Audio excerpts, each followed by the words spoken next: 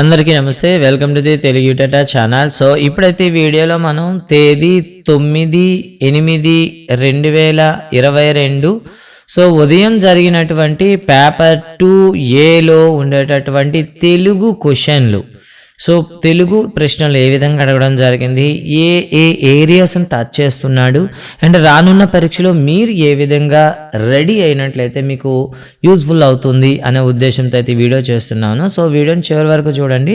So ఇక్కడ నాకు గుర్తున్న వరకు ఒక 20 నుండి 22 క్వశ్చన్లు అయితే మీకు ఇక్కడ నేను చెప్పడం జరుగుతుంది అండ్ మిత్రుల నుండి సేకరించిన క్వశ్చన్లు అయితే చెప్పడం జరుగుతుంది. సో మీరు కూడాను ఏ ఏరియాలో టచ్ చేస్తున్నాడో ఆ ఏరియాని ఒకసారి ఒక షార్ట్గా రివ్యూ చేసుకోండి. ఎగ్జామ్ పాయింట్ ఆఫ్ వెళ్ళండి. సో మీకు కూడా యూజ్ అవుతుంది. సో మీరు కానీ ఫస్ట్ టైం చేస్తుంటే ప్లీజ్ సబ్స్క్రైబ్ చేసుకోండి. అదేవిధంగా రానున్న వీడియోస్ నెక్స్ట్ మీకు ఫిజిక్స్ అండ్ బయాలజీ చేస్తున్నాను అండ్ నెక్స్ట్ వచ్చేసి సైకాలజీ, అదేవిధంగా ఐసీటీలో ఏ తరహా క్వశ్చన్లు అడిగాడు అనేవి నెక్స్ట్ వీడియోలో వస్తాయి. వాటికి రావాలంటుంటే బెల్ ఐకాన్లో ఆల్ నోటిఫికేషన్ ఎనేబుల్ చేసుకోండి. ఇక వీడియోలోకి వెళ్దాం. సో ఫస్ట్ ఏంటంటే కవి పరిచయాల గురించి మాట్లాడదాం. కవుల గురించి అయితే 2 ప్రశ్నలు అడగడం జరిగింది. ఒకటి జయగీతం అనే పాఠాన్ని రాసింది ఎవరు అనే ప్రశ్న అడగడం జరిగింది. 2 చూడడం అనే కళ అనే పాఠాన్ని రాసింది ఎవరు అంటూ ప్రశ్నలు అయితే జరగజరిగింది. అంటే కవుల గురించి మీకు 2 ప్రశ్నలు అయితే వచ్చాయన్నమాట. ఇక తర్వాత మనం చూస్తే ప్రక్రియల గురించి మాట్లాడదామండి. ప్రక్రియల గురించి అయితే ఒక ప్రశ్న అడిగాడు. గౌరణ అనే పాఠం అనేది ఏ ప్రక్రియలో కనిపిస్తుంది అని అడిగాడు అనమాట. అంటే ఇది మీకు ద్విపదన, లేకపోతే సీసమా, లేదా కందమ అంటూ కొన్ని ఆప్షన్స్ అయితే ఇచ్చాడు. సో మీరు ఇది మీ ఆన్సర్స్ అయితే మీరు గెస్ చేయండి. అండ్ ఇది మీకు 3rd క్వశ్చన్ అండి. ఓకే, ఇలా మీకు ఎన్ని క్వశ్చన్లు వస్తాయో గుర్తుపెట్టుకోండి ఒకసారి. తర్వాత మనం చూసుకున్నట్లయితే పర్యాయ పదాల గురించి మాట్లాడదామండి. పర్యాయ పదాల్లో అయితే వాళ్ళు ఇవ్వడం జరిగిందనమాట. వెలది, అదేవిధంగా మరొక పదం అయితే ఇచ్చాడంటే 2 పర్యాయ పదాలు ఇచ్చేసి ఈ పర్యాయ పదాలకు సరిపోయేటటువంటి పదాన్ని గుర్తించండి అంటూ ఆప్షన్ అయితే అడిగాడు. ఇక నానార్థాలకు వచ్చేసరికి కుడ్యము, ఓకేనా అండి, కుడ్యము అనే పదం ఇచ్చి దీనికి నానార్థాలు ఏమవుతాయి రాయండి అని చెప్పాడు అనమాట. నానార్థాలు. ఇక ప్రకృతి వికృతులు చూద్దాం. ప్రకృతి వికృతులు చూసుకున్నట్లయితే విజ్ఞానం అనే పదానికి వికృతి ఏమిటి అని అడిగాడనమాట. సో చూడండి, ప్రతి ఏరియా టచ్ చేస్తుండే. కవి పరిచయాలు టచ్ చేశాడు, ప్రక్రియలు టచ్ చేశాడు, పర్యాయ పదాలు, నానార్థాలు, ప్రకృతి వికృతులు కూడా టచ్ చేశాడు.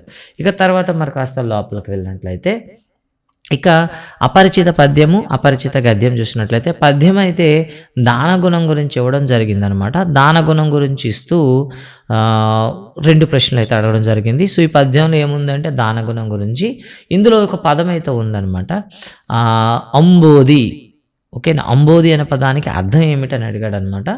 సో ఇవి 2 ప్రశ్నలు అడగడం జరిగింది. ఇక గద్యం గురించి చూసుకున్నట్లయితే ఆధునిక భాష గురించి గురజాడ వెంకటప్పారావు గారు, వీరేశలింగం గారు, అదేవిధంగా మనకి గిడిగి రామ్మూర్తి పంతులు గారు చేసినటువంటి సేవ గురించి ఒక 4 లైన్స్ అయితే ఇచ్చేసి దీనిపైన ఒక 2 ప్రశ్నలు అయితే అడగడం జరిగింది. పెద్ద ఇబ్బంది అయితే ఏమీ అనిపించలేదు.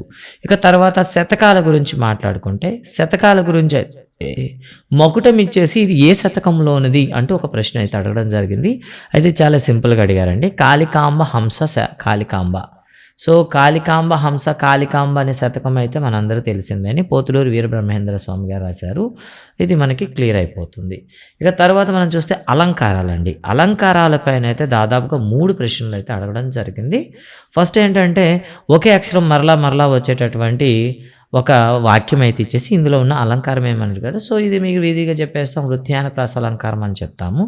ఇక రెండవది ఏం చేశాడంటే వాడు పులి అనే ఒక అర్ధాలంకారం అయితే ఇవ్వడం జరిగింది. అయితే ఇందులో ఉన్నది ఏంది అని అడిగాడు అనమాట. అయితే ఇది సో ఒక వర్ణన ప్రకారం అయితే రూపకాలంకారం అంటాము, మరో వర్ణన ప్రకారం అయితే ఉత్ప్రేక్ష అలంకారం అంటాము. సో ఇది కీ పాయింట్ డిపెండెంట్. సో మీకు ఒకవేళ కరెక్ట్ ఆన్సర్గా తెలిసినట్టయితే కామెంట్ అయితే పెట్టండి. సో అలంకారాలపైన మీకు 2 ప్రశ్నలు అయితే ఇవ్వడం జరిగింది. ఇక ఛందస్సు గురించి మాట్లాడదాం. ఛందస్సు గురించి మాట్లాడుకుంటే ఒక ప్రశ్న అయితే అడగడం జరిగింది. ఉత్పలమాల పద్యంలో యతిస్థానం ఎంత? ఛందస్సులో యతిస్థానాలపైన ఒక ప్రశ్న అయితే అడగడం జరిగిందనమాట. ఓకేనా. ఇక తర్వాత మనం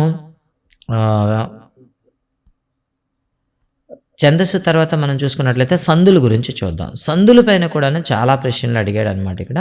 సో ఫర్ ఎగ్జాంపుల్ ఏంటంటే కృపాంబోధిని విడదీసి రాయండి అని ఇచ్చాడనమాట.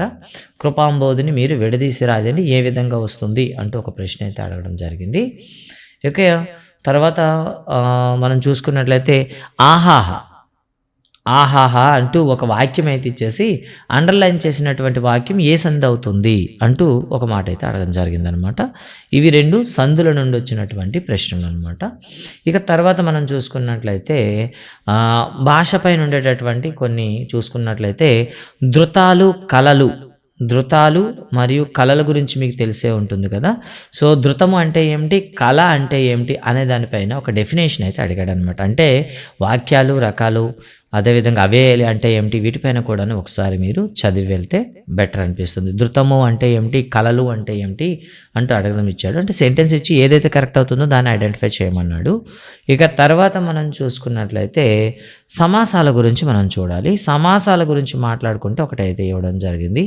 జలధరము అనేది ఒక వాక్యం అయితే ఇచ్చేసి ఈ జలధరము అనేది ఏ సమాసం అవుతుంది అంటూ ఒక ప్రశ్న అయితే అడగడం అయితే జరిగిందనమాట. జలధరము ఏ సమాసం అవుతుందో మీరైతే ఒకసారి సమాసాల గురించి చూడండి. ఇక తర్వాత సమాసాల గురించి మాట్లాడుతూ విభక్తుల పైన ఒక ప్రశ్న అయితే అడగడం జరిగిందనమాట. 2 పదాలను ఇలా ప్రశ్న అడగడండి.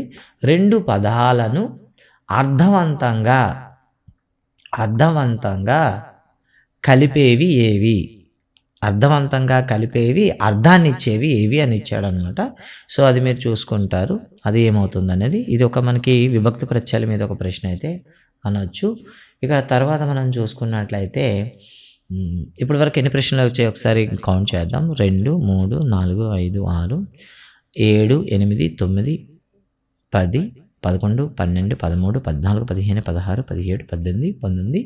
సో ఒక 19 ప్రశ్నల వరకు అయితే మీకైతే ఇప్పుడు మనం చెప్పడం జరిగింది. సో ఇక్కడ మనం చూసుకున్నట్లయితే ప్రతి ఏరియా కూడా వాడు టచ్ చేస్తూ క్వశ్చన్ పేపర్ అయితే తయారు చేయడం జరిగింది. సో కాబట్టి మీరు ప్రిపేర్ అయ్యేటప్పుడు కూడాను ప్రతి క్వశ్చన్ను కూడాను మీరు అంటే ప్రతి ఏరియాను కూడాను కవి, ప్రక్రియ, పర్యాయ పదాలు, నానార్థాలు, ప్రకృతి వికృతులు, అదేవిధంగా శతకాలు, అలంకారాలు, ఛందస్సు, సందులు, అదేవిధంగా భాష సంబంధించినటువంటి వర్ణనలు, సమాసాలు గురించి చూసుకోవాలి. ఇక ఇలా మనం చూసుకోవాలి. సో ఇవి గైస్ అయితే ఇప్పటి వరకు ఉన్న గుర్తున్న వరకు అయితే. సో మీకు ఎవరికైనా సరే ఏవైనా ఇవి కాకుండా అదనంగా ఏవైనా గుర్తున్నట్లయితే కింద కామెంట్స్ రూపంలో పెట్టండి. సో వచ్చే వాళ్ళకి అంటే రానున్న పరీక్షల్లో రాసే వాళ్ళకి మీరు కొంత సహాయం చేసిన వాళ్ళు అవుతారు. సో గాయస్ ఇది ఈ వీడియో యొక్క అయితే కంటెంట్ అయితే. వీడియో మీకు నచ్చినట్లయితే లైక్ చేయండి.